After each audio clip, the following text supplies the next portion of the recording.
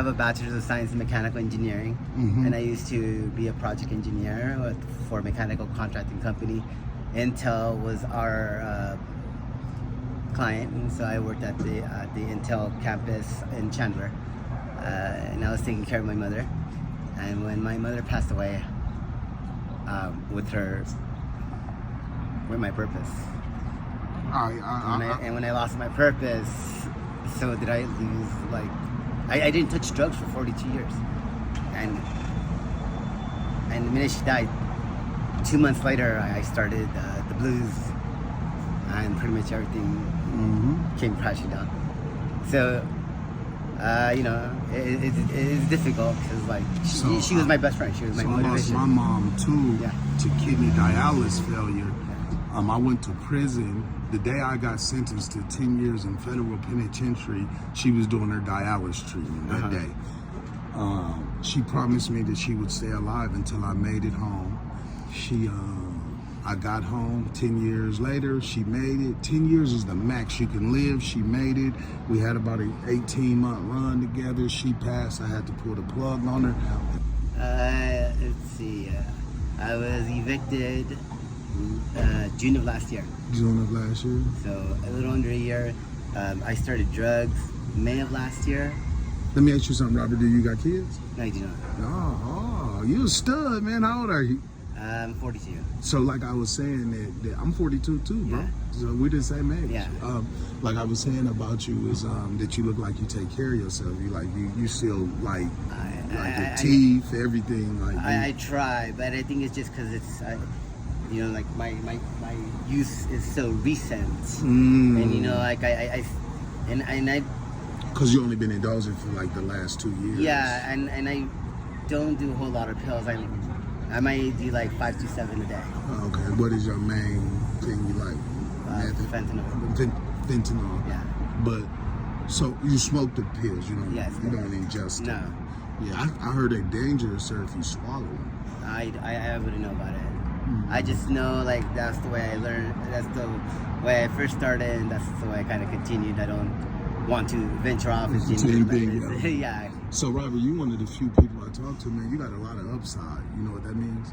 Is that the experience is good, right? Yeah. But what I'm saying to you is, all you need is you got to find purpose again. Yeah. My father passed in 2018. My mother in 2022, and so I had other losses. I lost my wealth.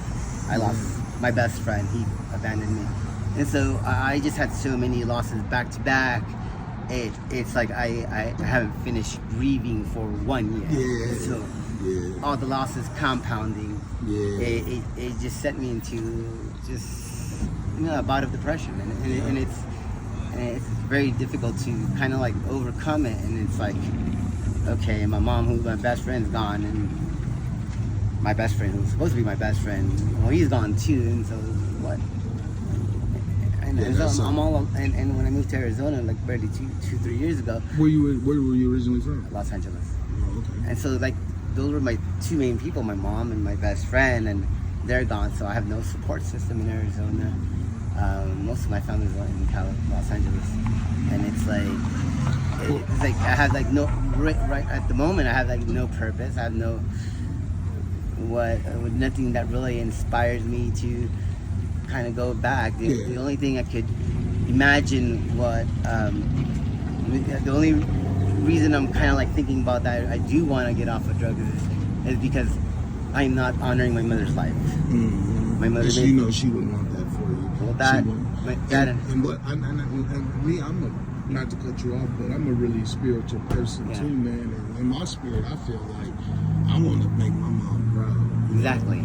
Even post that, because like my mother made a lot of sacrifices, so I do get in my education, so I am prepared, so that I wouldn't have to go through these struggles. And so me falling through the struggles, I feel like I'm disappointing her, I'm dishonoring her life, and that that kind of hurts my soul. But also with like God, because like our body's supposed to be our temple. We're supposed to take care of it.